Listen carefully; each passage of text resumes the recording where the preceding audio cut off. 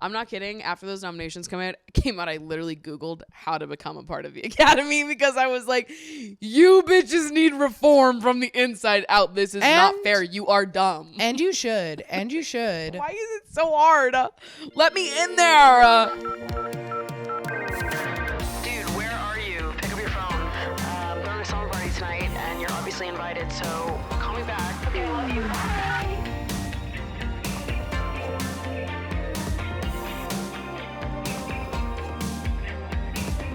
What's up, you guys, and welcome back to Emotionally Online, the weekly summer party for spilling guts and sharing secrets, hosted by yours truly, the one and only Maddie Drosbeck, co-hosted this week by a very special guest.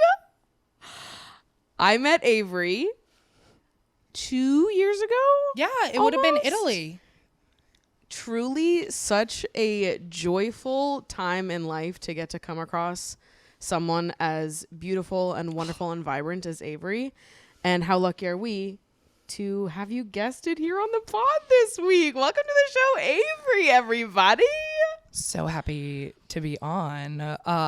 Frequent listener, first time caller. So happy to be here. We love Avery here. I met Avery on the Italy trip 2 summers ago. Mm-hmm. And then you also came on the Spain trip. I did. Last summer. Mm-hmm.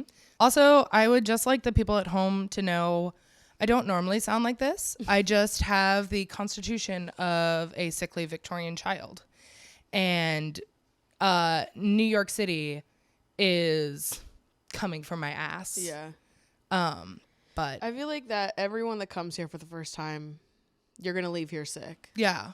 I mean, I truly have a horrible constitution. Like, for my fellow nerds out there, if I was a D&D character, -3 constitution, which you might not know what I'm talking about. I still, honestly, I just love hearing you talk. I have no idea what the fuck you're saying. Thank you. My nerds out there, if I say get in the comments, you know what's up. But yeah, I don't know if I've told you this story, but I actually got scarlet fever in the year of our Lord 2019. I'm sorry, you got what? Yes. Avery, that's crazy. Wouldst thou like to hear the tale? Scarlet fever? Scarlet fever. That's incredible lore that you just unlocked for us right now. Actually, technically, it was scarlatina because even though I have a terrible constitution, scarlatina. Even though I have a terrible constitution, I don't run fevers. What's really fun is obviously the next month, Little Women 2019, fantastic film, came out. Went to go see it in theaters with my mom and sister. Both of those bitches, when Beth had to go to the coast for her scarlet fever, leaned over and went, "That's you." And that's how I had scarlet fever. And it's so powerful to be seen in cinema like that. You know, Beth was always my favorite. with the old Winona Ryder Little Women, like Beth was my girl. I was always spoilers for Little Women. I was always very sad when Beth died. Whoa. Huge Little Women spoilers. Listen, if you haven't seen it by now, that's your own fault. That's your fault. Get with it. Exactly. Okay, so it's your first time in New York. Mm-hmm. And you're living, laughing, and loving. I really am. Like, my friend Sarah said it best when she was like, when I told her I was coming on this trip, she was like, "Avery, you can't go to New York." I was like, what? And she was like, "You can't go to New York because you're going to want to live there." And I hate to say it, ladies and gentlemen, Sarah was indeed correct. I do very much now want to live in New York City. It is it's the best city in the world. When they said greatest city in the world, they were meant it. So true. They meant it. And you know what? I feel like every time I'm with a bunch of people that have not experienced the joy of New York or just like city haters in general, I say like New York is the greatest city in the world, and I never get more stares than when I say shit like that in that audience. But I'm like, you just don't get it. Like, if you enjoy cities and you come to New York, you will leave being like, well, this is the best one that I've ever encountered. Greatest city in the world. And I'm so happy to be here. Mm-hmm. I'm wearing my thank God Emotionally Online shirt. I do love that shirt. It's very good. Can I give a silly little confession about this shirt? Yeah. Yes. So when I bought this shirt, I actually bought this shirt without ever having listened to a single podcast episode. Like, I've seen the errors of my ways. I do listen now. I love that, Avery. It was maybe... No, I love the support. Regardless of if you were totally in the emotionally online universe, you were like, you know what? I believe energetically that in some timeline, I am in this universe. Well, you see, the whole thing is that, like, you came out with the merch right before I went to the Italy trip, and I was like, oh, that's really cute merch, but I don't listen to Emotionally Online, so it's kind of weird if I buy the merch. And then I went on the Italy trip, met you, and I was like, I gotta buy my friend's merch. Like, I was like, it's different now. We're friends. I have to support my girl, and I love it. It's fantastic, honestly. I know. I do love that design. I love the pastels. It's a great shirt. That's so funny, though. I love that. Yes. And I'm deeply touched by your commitment to supporting me. I also, like, after that trip, got home and went and bought the wildflower planner of Mika and Ashley fame. Yeah. Love those girls. Me too. What the hell? Shout out Mika and Ashley. I don't know how invested you are in Oscars nominations, but I just need to talk about it at the top of this episode because it has been the only thing I've thought about for the last week, really. Okay. I did post a like Oscars nomination reaction over on the Patreon. I recorded while the nominations were happening live, so you got my live reaction, everything, and we chatted for a little bit over on Patreon about it. If you're interested in seeing like the full unfiltered reaction to all of it, definitely go check that out. Sign up for the Patreon. I am experiencing a deep rage, previously unknown to humankind, for 2 reasons. Tell us about it. Number 1, Luca Guadagnino deserves a kiss on the forehead Oh, okay. for how deeply they have robbed this man of his rightful nominations. Oh, is that the Challengers director? And queer. Challengers and queer. Wow. 0 This is for both of homophobic. them. No, it literally fucking is, though. Like, Challengers, I love, like, my lived truth and something that greatly comforts me is that challengers among my community and the people that I associate with is largely considered either the best or one of the best movies of the year, universally. Period. No detractors or disagreeers, okay? I have yet to come across one, and I don't wish to. I watched it on the plane back from Spain. And it's delicious, isn't it? It was wonderful. Great plane movie choice. Delicious, okay? It got nothing. And It got nothing? nothing. Not a- 0, Avery. I was so mad. Here's the thing. I knew the Academy was full of pinheads and losers, okay?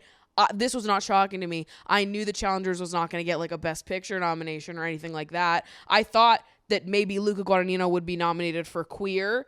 Perhaps Daniel Craig would get a nomination for that, for acting. I thought that at the very least they would give Challengers a nod in the score department. Because when we're talking about scores, Challengers, not accepting any back and forth here, this is not a debate.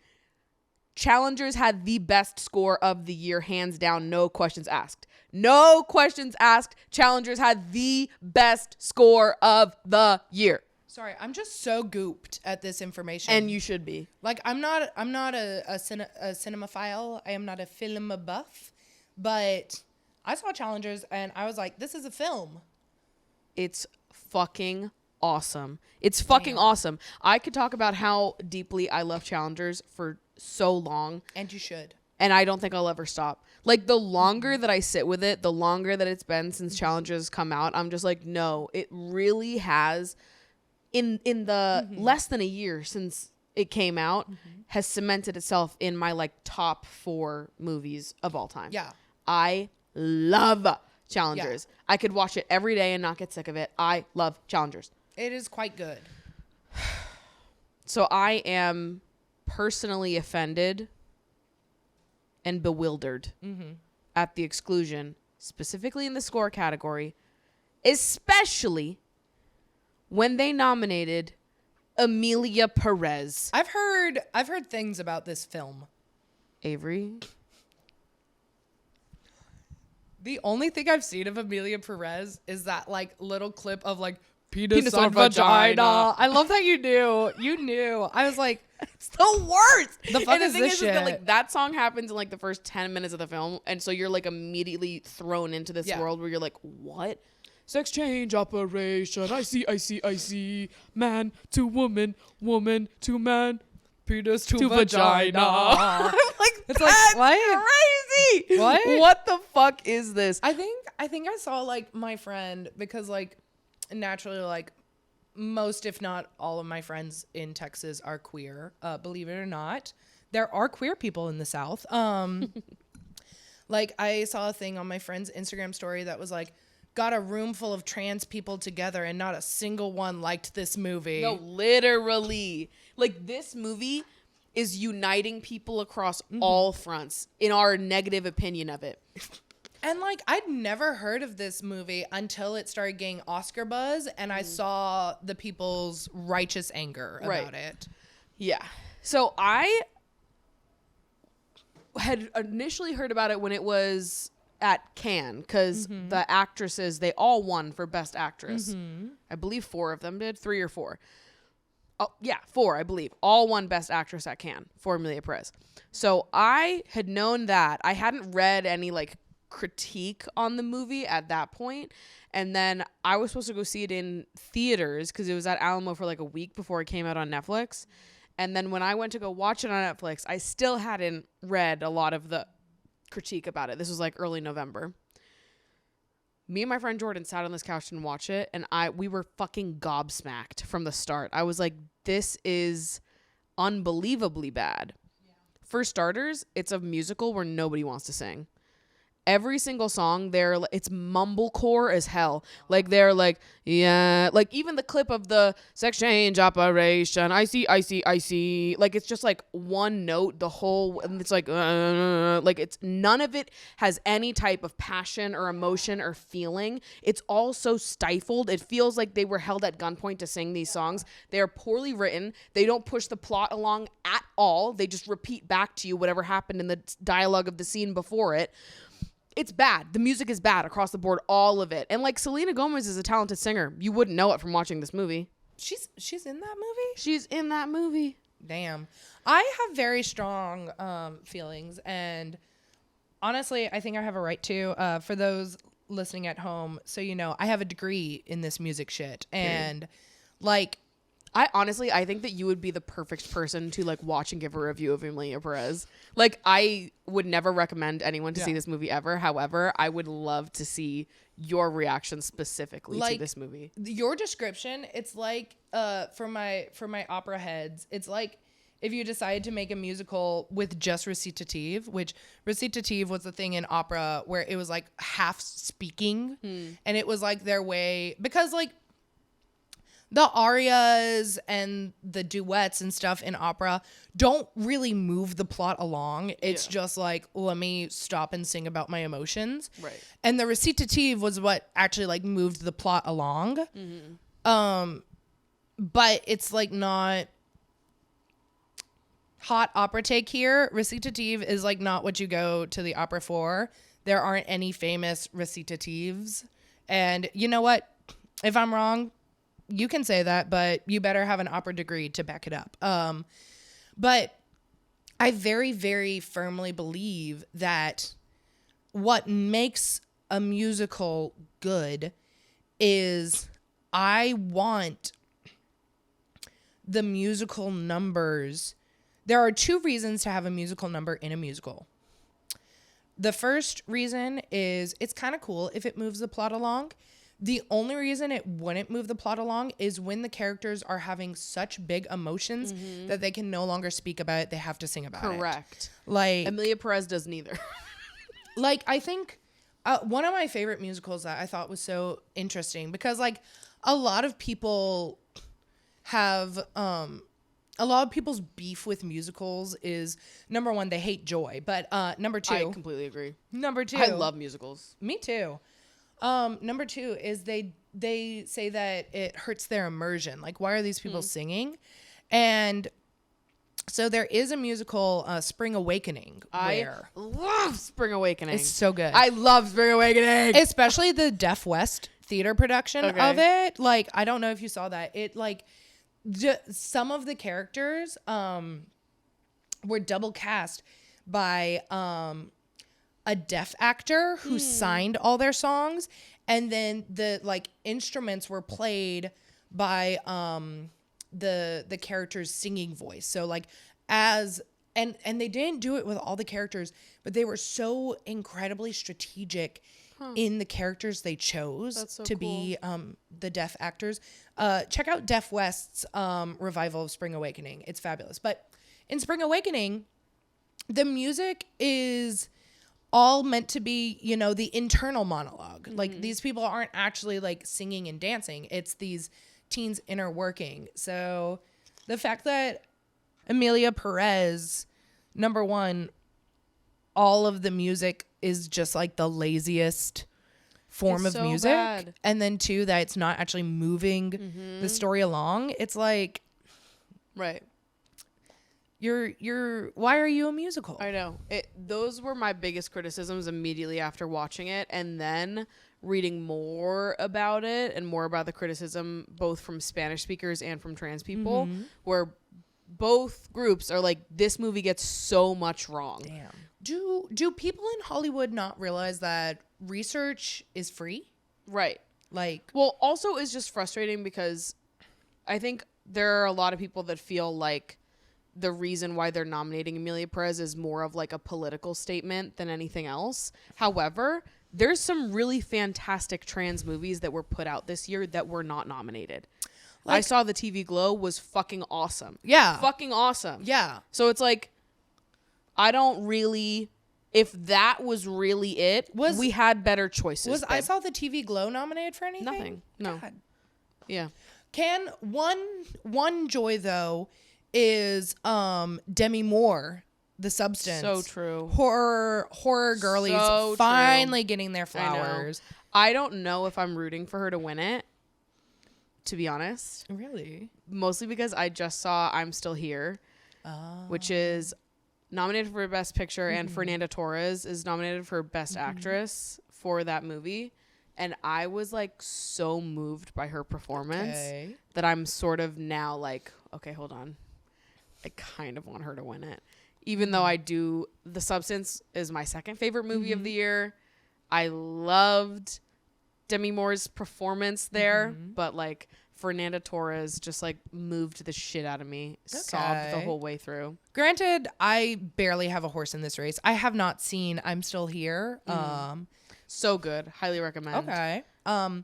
It's also in the international category as well, which I'm hoping it's up against Emilia Perez in the international category. So to me, like I'm Still Here is like my fighting chance at getting rid of Emilia Perez in some of these categories, because I'm Still Here is unfathomably good. Okay. And like it would be absurd to me if Emilia Perez won over I'm Still Here, because these are like two completely different calibers. I'm Still Here to me has potential to be seen as like one of the greats years from now. And Emilia Perez does not even fucking come close to achieving anything like that. I do greatly enjoy though that like Demi Moore, this is her first Oscar nomination, because I don't know if it's still the case, but I once watched a video that was like the energy people have about Leo DiCaprio needing an Oscar. Those same people should have the same energy towards Amy Adams, and it actually was more deserving to Amy Adams, because if you look at the statistically speaking, when you look at like the past winners, men as they get older are more likely to win an Oscar, whereas women, guess what? Statistically, the older they get, the less likely they are to win an Oscar.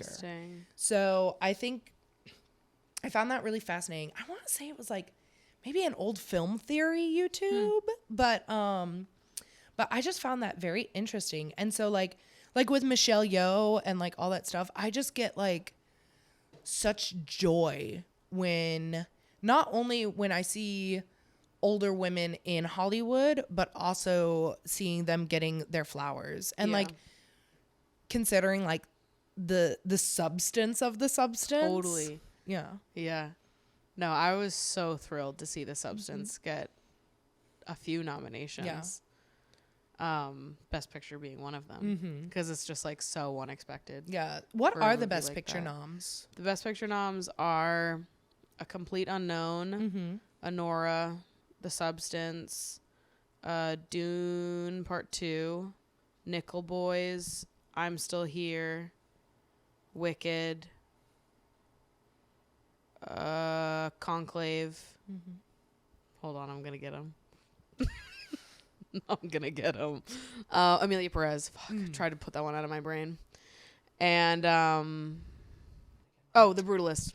Oh, I'm surprised to hear Wicked was nominated because Yeah. normally you don't think of like I guess in like the golden age of Hollywood, yes, musicals were being nominated left, right, and center, but I feel like you haven't seen that as much in the last couple of years. I agree. I was happy that it was though, because I really truly loved Wicked. But some of the like choices for like score, I believe Wicked is nominated for score. Okay, that makes sense. And so is score nominees are like Amelia Perez, Conclave, Wicked, and then I think it's like The Wild Robot and The Brutalist. Okay. Where the fuck is Challengers? Where the fuck is Challengers? Sorry, where the fuck is Challengers? And then the fact that in the original song category, there's 5 nominees, 2 of which are from Amelia Perez. What the fuck? If you couldn't fucking resist yourself from nominating an Amelia Perez song, why did we have to do 2? Why 2? Why 2? Why couldn't we just give them 1 and then give the other one to Challengers? The Challenger me score off. was, and like the Challenger score was so like different too. Yes. Like it's it wasn't so just good. same hat. Trent Reznor and Atticus Ross. Justice will be served. Justice for Challengers. No, literally. I'm not kidding. After those nominations came out, I literally Googled how to become a part of the Academy because I was like, you bitches need reform from the inside out. This is not fair. You are dumb. And you should. And you should. Why is it so hard? Let me in there. Let her in. Let Diversify. me in, okay? You need. I have a good sense of the vibes, okay? Yeah. So just let me in and I will judge strictly based off vibes and I will have the most correct assessment. She 'Cause went to film school. Clearly you bitches don't know what the fuck you're talking about anymore. She got a degree in this shit. I'm so pissed off. And you should be. So that's where I'm at now with the Oscar nominations. I still have to think about who I am predicting in each category and who I personally want in each category. These things are difficult. I mean, just because I'm in like my horror girly era, I'm gunning for The Substance. Yeah. Substance and Demi Moore. I would be very happy with that. I kind of, for Best Picture, I'm hoping Anora wins. I haven't seen Anora. I need to. I love Sean Baker and I loved Anora, and I just would love to see Anora win Best Picture. But if Demi Moore won Actress, I would be happy with it. However, if those two things happened, if Anora won Best Picture and Demi Moore won for Actress, I'm Still Here needs to win for International, or I will lose my mind. Yeah. Riots in the streets. Like, there needs to be... I just can't even think about that because Fernanda Torres really did put on like one of the best performances I've ever seen in my life. Yeah. And if that movie doesn't get its proper flowers, I will storm the Academy. Yeah. Wherever you are. I mean, if I shouldn't make this joke, but if people can storm the Capitol, I think you should get to storm, we can storm the Academy. Each of you individually at your homes. Yes. That's we'll have our own January 6th. Jesus Christ. Yeah, it's gonna happen on March 8th. Or no, sorry. March 3rd. March 3rd. March 3rd, the day after the Oscars, Got a we ring are to it. storming the Academy. Got a ring to it. Put it on your calendars. When was the last time you needed to go to a doctor but just kept pushing it off? Maybe you're too busy, you just figured it would heal on its own, or you needed to find a new doctor and you were just overwhelmed by the whole entire process of that. No matter what your reason may be, I think it is something that we have all been through at some point for one reason or the other. Finding a doctor can be an intimidating process, but thanks to ZocDoc, there is no reason to delay any further because they make it so easy to find and book a doctor that is perfect for you. ZocDoc is a free app and website where you can search and compare high quality in-network doctors and click to instantly book an appointment. We're talking about booking in-network appointments with over 100,000 doctors across many different specialties. From mental health to dental health, primary care to urgent care, dermatology, whatever it is, there are plenty of doctor options in your area and in-network over on ZocDoc. You can filter by doctors that take your insurance, are located nearby, and that have highly rated, verified reviews from other people in your area. Once you find the doctor that fits what you're looking for, you're able to see their schedule right on your computer and book a time slot that works for you. And one of the best parts about ZocDoc is that typically appointments made through their platform have pretty quick turnarounds, so you can end up in a doctor's office as soon as 24 to 72 hours after you book. I have personally booked through ZocDoc in the past. That's how I found my present day dermatologist. It made the whole process so seamless. Literally a few clicks, was able to find a dermatologist in my area. So stop putting off those doctor's appointments and go to ZocDoc.com/emotionallyonline to find and instantly book a top-rated doctor today. That's ZocDoc.com/emotionallyonline, ZocDoc.com/emotionallyonline. Shall we hop into some of these audience submissions? I would love nothing more. Hi, Maddie, longtime listener, first-time submitter. I wanted to ask you how you cope emotionally being long distance with 3 of your closest friends, Ashley, Mika, and Ellie. My college friend group is currently scattered throughout Europe, so we all meet maybe a few times a year. I really struggle with the lack of day-to-day interactions and the fact that I don't get to be involved in their day-to-day lives. When we're apart, most of our interactions are about catching up, talking about how we are and our news. When silly stuff happens in the group chat, not all of us engage, especially 2 out of the 5 friends. We're all caught up in our own lives, and I feel like we're not living life together. How do you make it so that you feel more involved in your long-distance besties' lives? Or is it something that you don't feel like you need in your friendships? Also, does it not make you feel bad that the 3 of them live in the same city and meet up without you? Like, you're not there to experience the good times with them.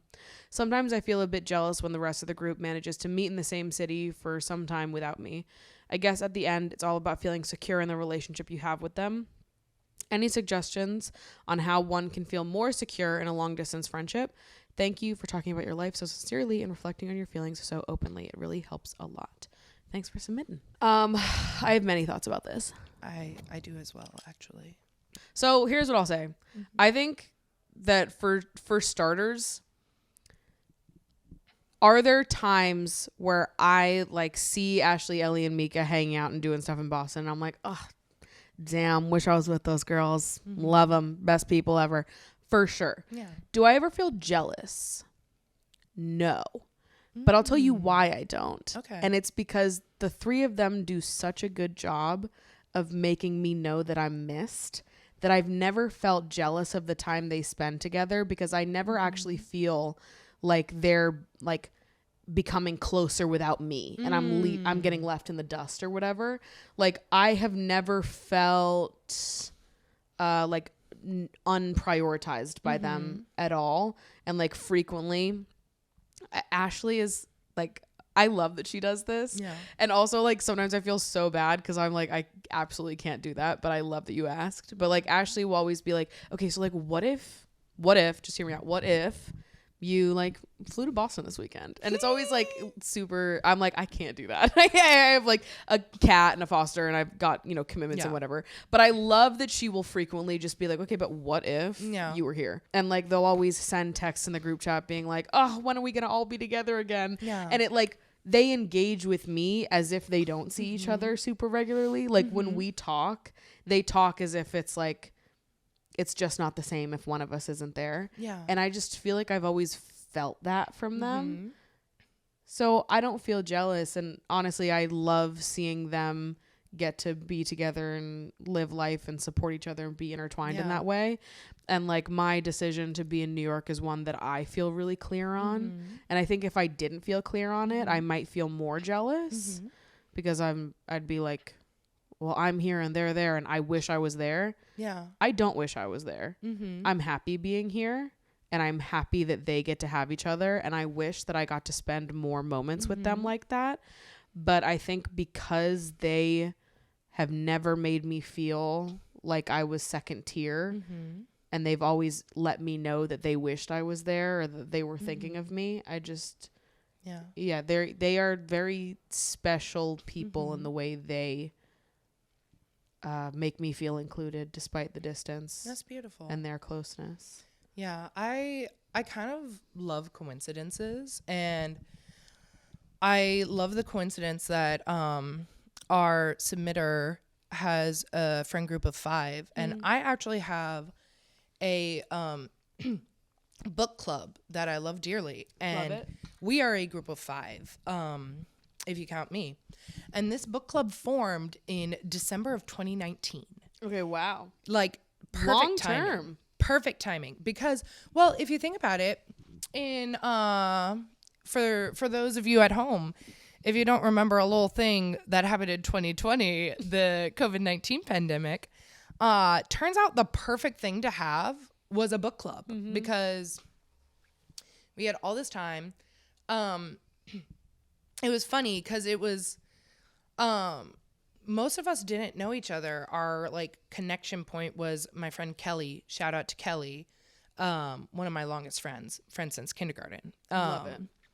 She put us all together, and it became a joke that we were like, oh my gosh, like we're thrown in a group chat together and everybody happens to have iPhones.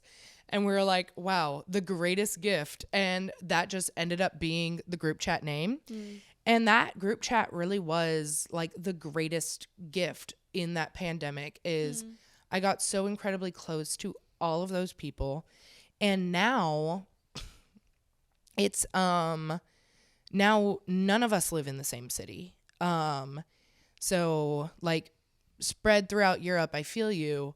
Imagine being spread throughout the United States.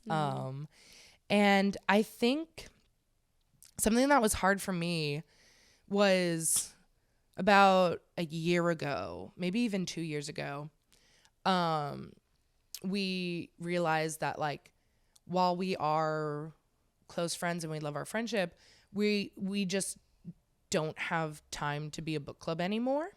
And I was very saddened by that. And I was like, if we don't have this book club and this group chat, how will I keep these people in my life? And so what I ended up doing is pouring into the individual friendships and reaching out outside of the group chat and like arranging hangouts, making calls so that I could take this friendship that started as a group thing and know that even if I didn't have the group thing, I could still have these individual friendships be quite strong. Yeah, and I even think that like when you have poured into those one-on-one connections, there's less to feel jealous about because you feel like you have like strong individual connections with each of them and you're just sort of like happy to see them have great individual connections with each other as well. I do think that sometimes like the group dynamic of it all can sort of make things feel more like tenuous. Yeah. I think it like brings up more. And so I'm a big fan of zeroing in on like the individual connections. And also worth noting is that I also think there is some like beauty in like accepting the fact that friendships will look different when there's distance between you. And like there are going to be different seasons of your life and of your friendships. Obviously, Ashley and I grew up together. Mm-hmm. I spent every day seeing her in school from, you know, the time I was little to when I graduated. Yeah. And then there was a shift in our relationship where then we're long distance for the Mm-hmm. first time in our like whole lives. And so Ashley and I are still in constant contact. I communicate with her more than I communicate with any other living person on earth, 100%. However, like, do Ashley and I have like deep, meaningful conversations every single day? No, of course not. Yeah. Do I even talk to her on the phone every single day? No. Same with Ellie. Ellie and I met in college. We lived together for 2 years. Wow. She lived in New York after those 2 years, so we were still seeing each other all the time. And then she moved to Boston. And there was actually a period in our friendship where Ellie and I did sort of drift away a little bit. I never took it personally at all. I was just like, we're in totally different fields. She moved to Boston. She does social work, and she's like a fucking angel among us, doing like really hard emotional work. She is like, just the woman that you hope is by your side in those moments. And like, during that period where we were less close and less involved in each other's day-to-day lives, I, in my head, was always just like, Ellie's off saving the goddamn world. Yeah. And like, when our lives loop back together again, they'll loop back together again. And then like a year later, there we were, looped back together again. And everything was beautiful and wonderful. Yeah. And I think there is some beauty in accepting like those shifts in your friendship and being like, I love this person and I am so clear on how they love me that like I'm able to trust that maybe this is a season where we're going to be less close. Yeah. But we're going to come back And I think around afterwards. There's something so powerful about friendships where you can just pick up because life gets so crazy. Like, totally. I think about one of my best friends that we've always been in a long distance friendship because we met in high school through a like Unitarian Universalist youth program, and he always lived in Austin and I always lived in Fort Worth, and we would Skype like multiple times a week. And then when we started college, he went to Philadelphia for college, and like life just got really crazy, and I don't think we'd talked for like, and like we're both terrible texters, and so I don't think we had talked for like 3 years. And then randomly out of the blue, we started texting again, and he's like, hey, I'm actually getting married next month. Do you want to come to my wedding? And I was like, absolutely, I want to come to your wedding. And what I didn't realize is that I was one of 6 people invited to his wedding. Wow. A week later, he had a larger reception. But I just thought it was so beautiful to like be there for that moment. And I don't know, we've just always had seasons of our lives where like we won't talk for a long time. And then when we're able to pick things back up, it's just like So nice natural. and easy. Yeah. Yeah. I think that is like, sometimes it's easier said than done. And it takes a specific kind of friendship. You do have to have like a certain like pre-established level of closeness to be able to have that kind of trust with someone. Yeah. But like with people like Ashley, Ellie, and Mika, I like trust them and our connection to each other so wholeheartedly. I don't have like one singular doubt about any of them. I know we will be friends forever. So for me, like to go through seasons where Ellie and I were not in regular communication the whole time, I just felt like I was on the sidelines like, go Ellie, let's go. Like I knew that it was more important for her to like adjust to a new city and to a new work environment, and she's doing such like huge incredible things. And like ultimately right now I'm in a stage of my life where I am a more flexible person. I work from home, I work for myself, like and I don't have like an emotionally taxing job the way that she does. Like I need to be the one to like, I can't be like, hello, you need to prioritize our friendship right now. She didn't need to prioritize our friendship right now. There were other things going on, and I am like so excited for my friends and the personal growth journeys that they need to go on. I am happy to be on the sidelines being a supporter if I need to be. Yeah. You know, and I just always knew that like we would come back together and it would be all in sync again. And like genuinely, when I say I never felt bad about it even once, I was never upset about it even once, I mean that. Yeah. And I think that is genuinely just because I trusted our connection so wholeheartedly. Yeah. And it was never a matter of like, oh, is this distance indicative of like a failing our friendship has? No, never once thought that. It was always just like, we are two grown individual people who are on slightly different paths right now. Yeah. And that is okay. And that's the beautiful thing about life, is that like we can weave and we can come back together. The number one thing with long distance friendships is like, obviously to maintain a super close long distance friendship, it like takes two to tango. Yes. And it's about the like kind of effort you both are putting in. And I do totally agree on the emphasis being put on like individual friendships over maintaining long distance group dynamic. I feel like the group dynamic will happen naturally if you just maintain those individual friendships, and you will feel more fulfilled if you focus on the individual friendships as well. Definitely. And also I think that like treating other people in the group, speaking to them the way that you want to be spoken to is also huge. Like when you're with other people in the group, to text the other people and be like, we're having so much fun and I wish that you were here with us right now. Yes. We would be having, 10 times more fun if you guys were here too. Love you, thinking of you. Like, hope you guys have the best day ever. Wish you were here. Just like little gestures to let people know that you're thinking of them and you wish that they were there as well, I think goes a long way. And sometimes if you kickstart those things, people will sort of follow suit the next time they're together. And I think sometimes that little reminder from people that like you are remembered and thought of and your presence is valued within the group even when you're not around, that helps to alleviate a lot of the jealousy. Absolutely. Because obviously you're still going to wish you were there. Obviously. Fucking, I'll take all the bestie hours I can get. Yes. FOMO is real. Completely. And like to some degree that's natural and you're always going to feel that way.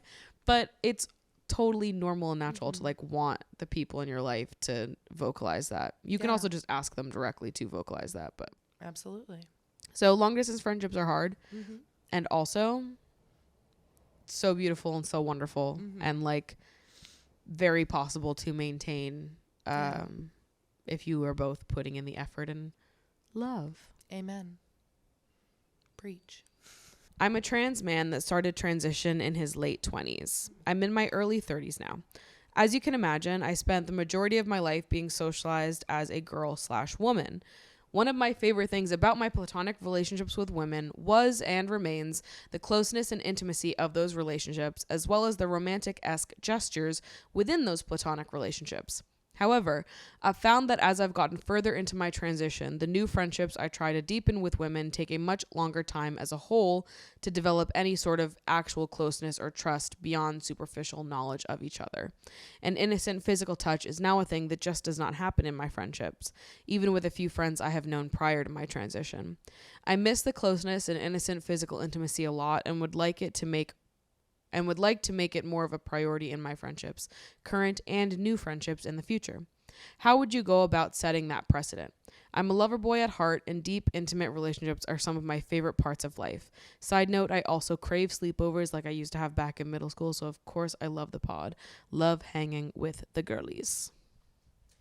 Okay, well, first off, if you're craving a sleepover, let me empower you to host a sleepover. Period. Like, be the force of building the community you want to see in your life.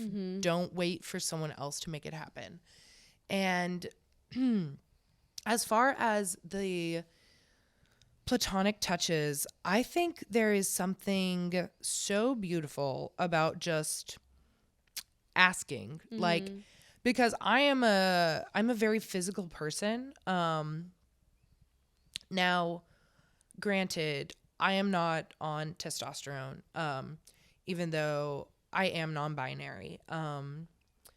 But I do have lots of friends who are auntie, transitioning, and all that stuff. And I think that number one, I think like being vulnerable to create the platonic touch that you want, and also like having the ability to be vulnerable and like ask. So much can happen with open and honest communication. And I think so many of us are like so scared of rejection. Mm-hmm. As somebody with a ton of rejection sensitivity, it can be really hard to just ask for what you want. But it is so beautiful the way the world will open up to you when you just take the time to ask people for what you want. Mm-hmm.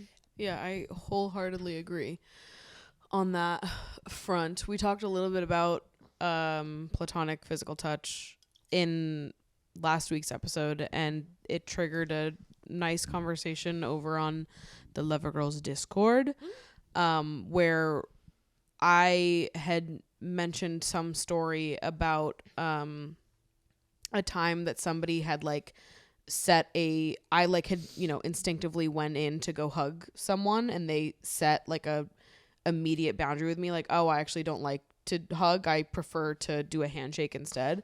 And I loved that. Yeah. I thought that was like so beautiful and wonderful. Mm-hmm. And like it's so second nature to like go in and give someone a hug as a greeting. I loved someone setting like a in the moment, like, so not a big deal, this is what I would prefer, and being able to like adjust to their comfort level. Yeah. And I think that sometimes people are like afraid of speaking up in both directions, asking for that physical touch, and also like setting boundaries with what physical touch they feel comfortable with. Yeah. Because they're afraid of other people taking it personally. I would like to introduce a third possible option to the chat, which is just that it is possible that other people will just admire you for being so upfront and clear about your boundaries and wants and needs. I know that's how I feel when other people do it.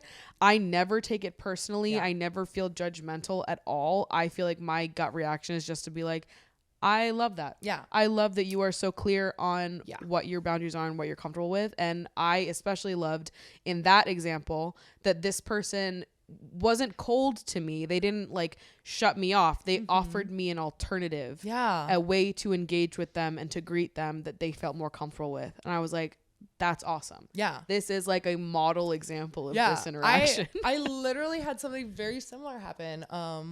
One of the friends that I made on the Lover Girls Sleepaway Summer Camp, go on the Trova trips if you can. I've like now, I think, slept in the homes of like 5 people I've met via Italy or Spain. But we were reuniting, and like she knew that I'm a big hugger. So she was like, just a reminder, I don't really like hugs. So please don't hug me when we see each other. And like, I love it. She lives in Ireland. So I like was so excited to see her. And so when we were reunited, I came running up and I like hugged myself, and I was like, I'm so happy to see you. So I like, we love a secret third option. And I think it's just so beautiful that like, I don't know, like be your own, what's the word I'm looking for? Be your own person to say your wants and needs. And that will also then empower others to do the same. 100%.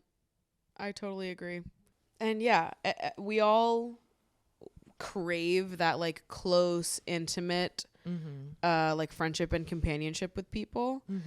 And I completely empathize with your want to invite more of that into your life, and to also invite like the ease of that intimacy back into this new chapter of your life. And I trust that you will find people that it will feel that easy with. Amen. Hell yeah. Dear Maddie, I have been a fan of your podcast for a while now, and I need your advice, reassurance, or rightful call out, whatever you deem appropriate for my situation at hand. I have experienced 2 breakups this year. The first was with a man who was emotionally unavailable. He love bombed me for the first 2 months and then did a complete 180 once I asked for exclusivity. I spent a lot of time chasing down this guy, trying to schedule dates and picking up after someone unwilling to do the bare minimum. It is heartbreaking to think that I let myself stoop so low in search for validation, and I vowed to never beg for love again. After that experience, I made a conscious decision to take a step back from dating to focus on my mental health and sense of self-worth. That lasted for about 6 months until I hit it off with a guy in my grad program.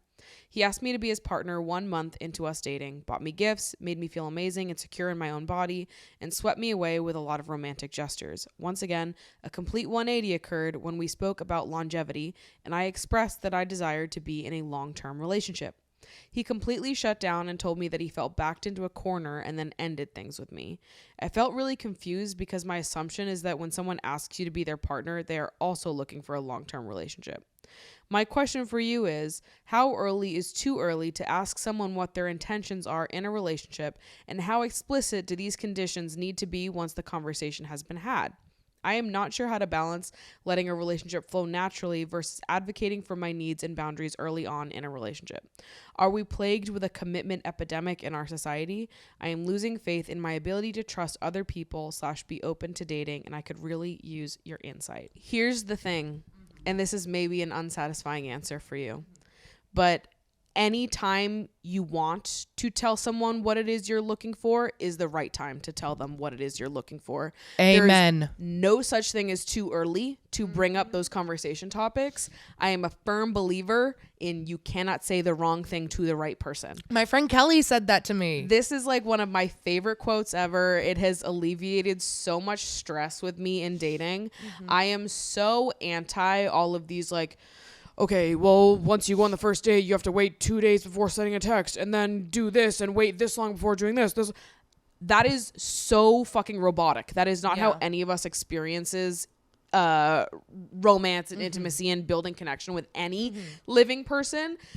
To think that like there is a right or wrong way to approach opening up your feelings to another person, I think is ridiculous. And ultimately, anyone that has a negative reaction to you expressing what it is that you're looking for, where you're at emotionally, anyone that has an adverse reaction to that is not your fucking person. Amen. Like, I just think that, like, and I felt this all the time when I was dating more regularly. And when the conversation topic of like, well, what are you looking for would come up, and I was always so upfront, like, I am looking for a long-term relationship. That is what I am doing. I am not looking for casual hookups or short-term flings. I'm looking for a long-term relationship. And there would occasionally be people that were sort of like, whoa. Like it was a big, huge thing that I was laying on the table just then. And I'm like, I didn't say with you. I don't know you. Yeah. That is my objective. That is my goal in dating right now, is I'm looking for that and only that. I'm not open to, like, if we don't click in that way, to be something other, like to be a casual fling. That's not what I'm doing. Yeah. I think to be upfront with your dating objective, because obviously it fucking doesn't mean I want it with you. I don't know you like that. Yeah. But that is what I am dating and looking for. I think it's fine to say that on the first fucking date. I think it's fine to say that whenever you want to say that. Yeah. Like, I just am so against this idea of trying to like manicure ourselves and time the things we say perfectly so as to not overwhelm people or be too much for people. They can go find less. Completely. And my like fear of my own too muchness kept me in a cage in my early 20s. Oh my gosh. And the second I got rid of it and was like, actually, if these people are overwhelmed by my directness and my clarity on what it is that I'm looking for, then they are not clear enough to be with someone like me. Yeah. If they don't know what they're looking for and hearing me be so clear overwhelms them, awesome, great to know, we're not a match. Yeah. And that's that. And it doesn't have to be like, I just think that if someone is suited for you, if you guys are meant to be with each other, there's no such thing as too soon to bring that up. Gosh, it's like you're speaking to my soul right now. Like, I think it is so okay to be needy. And 100%. to, going back to our last question, voice your wants and needs. Like when I was in college, back when I was deeply closeted, it was always this like fucking song and dance. And I always felt like I had to like breadcrumb who I actually was, because if I actually let someone see who I really was, that I would scare them off. And that's just like such a rotted way to live. And that doesn't mean there's anything wrong with you. It also doesn't mean there's anything wrong with them. Totally. It just means that y'all aren't meant Compatible. to be. Yeah. It's just a difference in what it is you're looking for. I will say though, to be in a full relationship with someone and then to freak out when you're like assuming it's long term is kind of bananas to me. Like, Hit him with your car. what the hell does that mean? If we're in a relationship and you're in your head like, yeah, but we won't make it past 2025. I'm What's like, the fucking point? what? Literally, what's the point? Why be in a relationship with me if you are not intending to see how far this can go? If at the start of the relationship you already see the end, just fucking break up with me. Why? So I just want to affirm to you that like you're not crazy for assuming that long term was the given there with the person that you were in a full relationship with.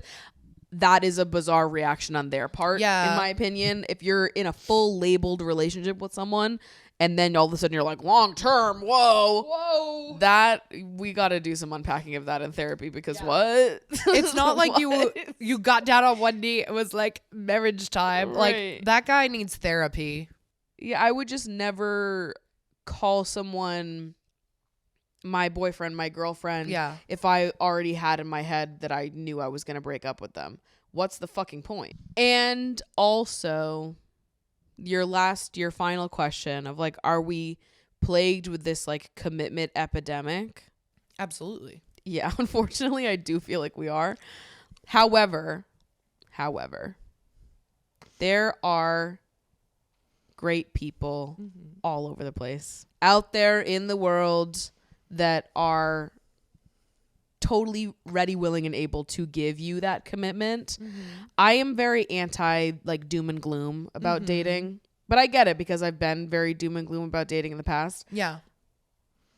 And even now, looking at my dating life, which is not happening, I don't date right now.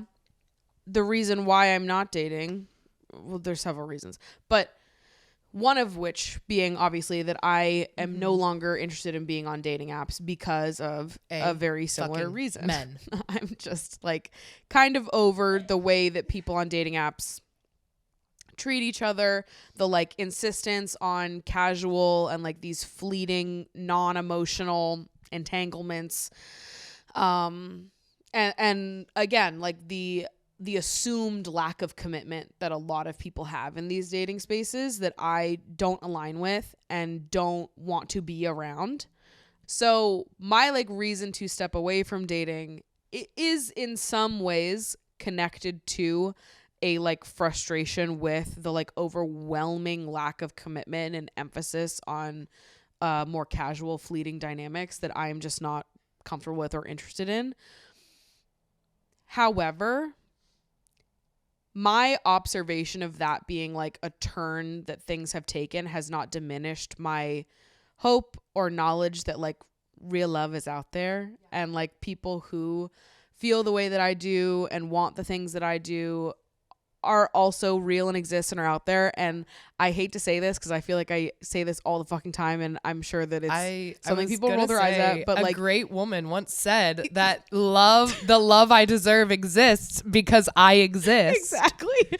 Use yourself as proof. Like you can't and honestly it does feel helpful to me to always bring it there, because I'm like, it would kind of be so like self-centered and like self-important of me to believe that I was the only one that had the capacity to feel like this. That would be kind of bananas, right? Crazy pants. So it's very easy to believe that if you feel the way that you do and you want the things that you want and you dream of, you know, the connection and companionship and romance that it is that you dream of, we have to believe that there are other people that are like that too. Yes. Because it would be crazy not to. Imagine how powerful it would be if we all deleted Hinge. I know. I deleted Hinge last year, and have not regretted it. Yeah. Have not regretted it. Honestly, I think that yeah, dating apps need to do like a major overhaul in the way that they function, and like really just reinvent the fucking wheel in order for me to want to get back on that. Kind of like speaking to the lover girls of the world. I think there's something that very powerful that can happen when you take the energy that you have like trying to find a romantic partner and instead pour it into creating and building your friendships and community. Like I said, in my horror era, I recently watched 28 Days Later for the first time. And I watched it with my roommate Liam because it's one of his favorite movies. And I think there's a new version of that coming out. there is indeed. Alex Garland. Yeah. And I was like, I was expecting like, I'm going to be real. I don't normally fuck with zombies, but it's like a big like cultural touchstone and my roommate loves it. And so we sat down to watch it, and something that I found so incredibly compelling is the community aspect and the building of community, and like asking the question at the end of the world, what do we have to live for? I was talking to Liam about this, and he said something that I thought was great because as we all know, in 28 Days Later, it's not actually zombies, it's a rage virus. And my roommate goes, Obviously, we all knew that, guys. obviously, don't call it zombies. They don't like that. My roommate goes, what is the opposite of rage if not community? And in the coming days, we gonna need some community. It's very true. It's never too early to ask someone what their intentions are or to share what your intentions are in dating. Never let anyone make you feel like there is a exact timeline we need to be focusing on. Never let anyone make you feel like you are too much for expressing what it is that you want or having that clarity in what it is you want. I think it's a wonderful thing to have that clarity. And if someone else is not on that same wavelength, is not on that same vibe, if they are overwhelmed by that clarity, hit them with your car. You don't need them. It's probably best that this relationship ended. So with that, thanks so much for coming on the pod, Avery. This was so fun. Thank you so much for having me. All right. So with that, I'm going to throw it on over to the post show. So I'll see you guys over there. And if not, I'll see you in next week's episode. Bye.